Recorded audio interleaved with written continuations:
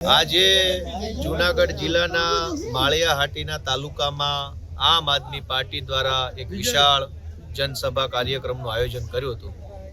માળિયાહાટીના તાલુકાના પીઢ આગેવાન સમાજના તમામ વર્ગોને હંમેશા માટે ઉપયોગી બની અને જેમણે લાંબા સમય સુધી જાહેર જીવનની અંદર સેવા કરી છે એવા બચુબાપુ સિસોદિયા અને એમની સાથે માળિયા તાલુકાના અલગ અલગ ગામના અલગ અલગ જ્ઞાતિના ખૂબ મોટી સંખ્યામાં આગેવાનો આજે આમ આદમી પાર્ટીમાં જોડાયા છે।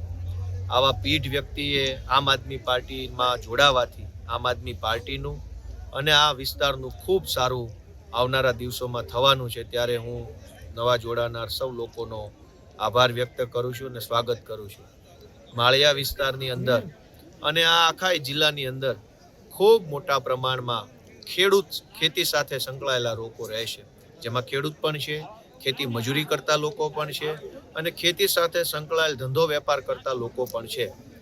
આમ ખેતી સાથે સંકળાયેલ વિશાળ વિસ્તાર હોવા છતાંય આ પંથકની અંદર આજ દિન સુધીમાં ખેડૂતોને ફાયદો થાય, ખેતી મજૂરી કરતા લોકોનું જીવન ધોરણ ઊંચું આવે એવો કોઈ પ્રયત્ન સરકાર દ્વારા થયો નથી। ત્યારે સમાજના તમામ વર્ગોએ બચુબાપુના નેતૃત્વમાં આમ આદમી પાર્ટી સાથે જોડાવાનો જે નિર્ણય કર્યો છે એ ઉત્તમ છે।